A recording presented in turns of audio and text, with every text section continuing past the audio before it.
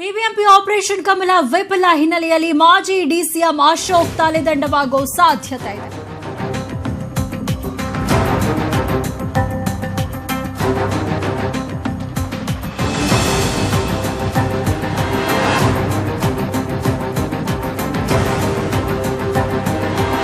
BBMP operation ಕಮಲ ವಿಫಲ ಆದ ಹಿನ್ನೆಲೆಯಲ್ಲಿ ಮಾಜಿ ಡಿಸಿಎಂ ಅಶೋಕ್ ತಲೆದಂಡ ಆಗೋ ಸಾಧ್ಯತೆ ಇದೆ. ನಾಳೆ ದೆಹಲಿಗೆ ಬಿಎಸ್ವೈ ದೌಡಾಯಿಸ್ತಾ ಇದ್ದಾರೆ. ಹಾಗಾಗಿ ಅಶೋಕ್ ಅವರ ತಲೆದಂಡ ಆಗೋ ಸಾಧ್ಯತೆ ಇದೆ ಅಂತ ಹೇಳಲಾಗ್ತಾ ಇದೆ. ಸಾಕಷ್ಟು ಪ್ರಯತ್ನವನ್ನ ಪಡಲಾಯಿತು. ಅಶೋಕ್ ಅವರ ನೇತೃತ್ವದಲ್ಲೇ ಬಿಬಿಎಂಪಿ ಆಪರೇಷನ್ ಕಮಲ ಒಂದು ಸಾಕಷ್ಟು ಪ್ರಯತ್ನಗಳನ್ನ ಮಾಡಲಾಯಿತು. ಆದರೆ ಅದು ವಿಫಲ ಆದ ಹಿನ್ನೆಲೆಯಲ್ಲಿ ಮಾಜಿ ಡಿಸಿಎಂ ಅಶೋಕ್ ಅವರ ತಲೆದಂಡ ಆಗೋ ಸಾಧ್ಯತೆ ಇದೆ. ನಾಳೆ ದೆಹಲಿಗೆ ಬಿಎಸ್ವೈ ತೆರಳುತ್ತಾ ಇದ್ದಾರೆ.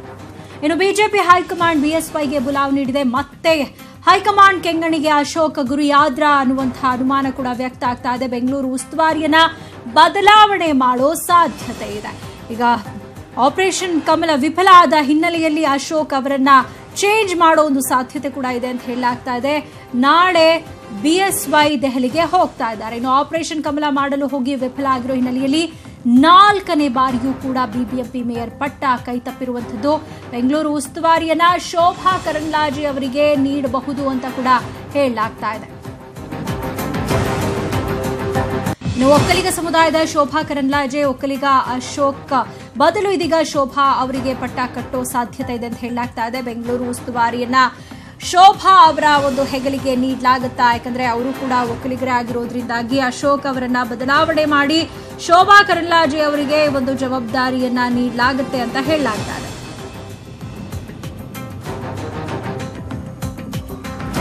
ಬಗ್ಗೆ ಮತ್ತಷ್ಟು ಮಾಹಿತಿಯನ್ನು ಪಡೆಯೋಣ. ನಮ್ಮ ಪ್ರತಿನಿಧಿ ಥಾಮಸ್ ಪುಷ್ಪರಾಜ್ ಇದೀಗ ನ್ಯೂಸ್ ಡೆಸ್ಕ್ ನಿಂದ ನಮ್ಮ ಜೊತೆ ನೇರ ಸಂಪರ್ಕಕ್ಕೆ ಬಂದಿದ್ದಾರೆ. ಥಾಮಸ್, ಸಾಕಷ್ಟು ಪ್ರಯತ್ನ ಪಟ್ಟು ಬಿಜೆಪಿ, ಅದರಲ್ಲೂ ಕೂಡ ಅಶೋಕ್ ಅವರ ನೇತೃತ್ವದಲ್ಲಿ ಆಪರೇಷನ್ ಕಮಲ ನಡೆದೇ ಬಿಡುತ್ತೆ ಅಂತಲೂ ಎಲ್ಲರೂ ಕೂಡ ಅನ್ಕೊಂಡಿದ್ರು. ಆದ್ರೆ ಕೊನೆ ಮೂಮೆಂಟ್ ಅಲ್ಲಿ ಮೇಯರ್ ಪಟ್ಟಗಿರಿ ತಪ್ಪು ಹೋಯ್ತು. ಇದರಿಂದ ಅಶೋಕ್ ಅವರಿಗೆ ಜೊತೆಗೆ ಬಿಜೆಪಿಗೆ ಭಾರಿ ಮುಖಭಂಗ ಆಗಿರುವಂತದ್ದು. ಈ ನಿಟ್ಟಿನಲ್ಲಿ ಹೈಕಮಾಂಡ್ ಈ ಒಂದು ವಿಚಾರವನ್ನ ಎಷ್ಟು ಮಟ್ಟಿಗೆ ಸೀರಿಯಸ್ ಆಗಿ ತೆಗೆದುಕೊಂಡಿದೆ? ನಿಜಕ್ಕೂ ಅಶೋಕ್ ಅವರ ತಲೆದಂಡ ಆಗತ್ತಾ ಅಂತ?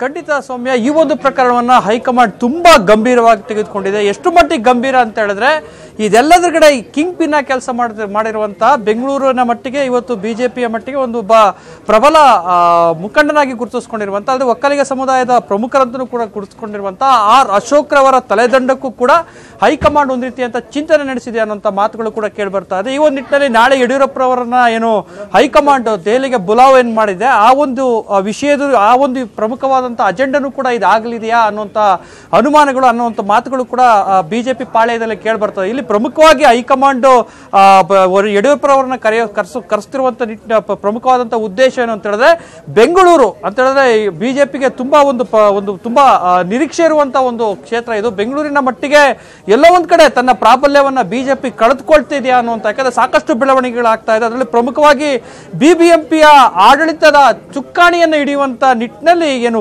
ಬಿಜೆಪಿ ವಿಫಲವಾಯಿತು. ಇದಕ್ಕೆ ಮೂಲ ಕಾರಣನೇ ಅಶೋಕ್ ಅನ್ನುವಂಥದ್ದು ಕೂಡ ಎಲ್ಲರಿಗೂ ಸ್ಪಷ್ಟವಾಗಿರುವಂತ. ಯಾಕಂದ್ರೆ 2015ರ ಬಿಬಿಎಂಪಿ ಎಲೆಕ್ಷನ್ ನಡೆದಂತ ಟೈಮಲ್ಲಿ ಅತಿ ಹೆಚ್ಚಿನ ಸ್ಥಾನವನ್ನ ಗಳಿಸಿದಂಥದ್ದು ಬಿಜೆಪಿನೇ.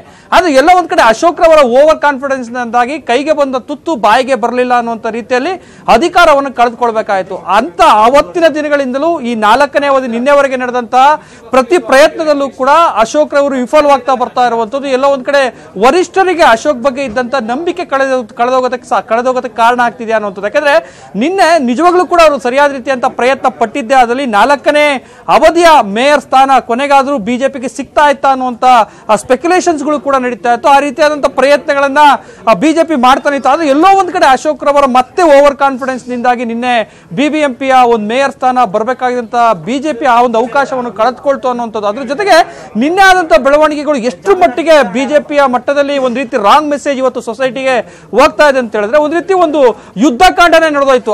ಅಲ್ಲಿ ಕೈ ಮಿಲಾಯಿಸುವಂತ ಮಟ್ಟಕ್ಕೆ ಬಿಜೆಪಿಯ ಮುಖಂಡರು ಇಳಿದಂತದ್ದು.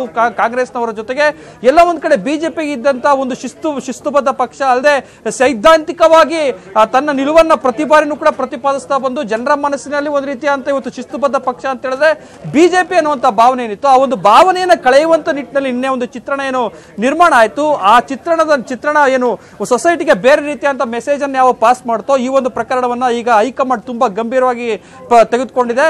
ಪದ್ಮನಾಭ ರೆಡ್ಡಿ ಬಿಜೆಪಿಯ ಪ್ರತಿಪಕ್ಷ ನಾಯಕರಾಗಿ ಬಿಜೆಪಿಯ ನಾಯಕರಾಗಿರುವಂತಹ ಬಿಬಿಎಂ ಪ್ರತಿಪಕ್ಷ ನಾಯಕರಾಗಿರುವಂತಹ ಪದ್ಮನಾಭ್ ರೆಡ್ಡಿ ಅವರನ್ನು ಕೂಡ ಬದಲಿಸಬೇಕು ಅನ್ನೋದು. ಯಾಕಂದ್ರೆ ನಿನ್ನೆಯ ಆಪರೇಷನ್ ಕಮಲ ಅದ್ರ ಜೊತೆಗೆ ನಿನ್ನೆ ನಡೆದಂತ ಎಲ್ಲಾ ಬೆಳವಣಿಗೆಗಳ ಬಗ್ಗೆನೂ ಕೂಡ ಸಾಕಷ್ಟು ಬಿಜೆಪಿ ಮುಖಂಡರಿಗೆ ಇಷ್ಟ ಇರಲ್ಲ ನಿನ್ನೆ ಆ ರೀತಿ ಅಂತ ಬೆಳವಣಿಗೆ ಆಗೋದಕ್ಕೆ.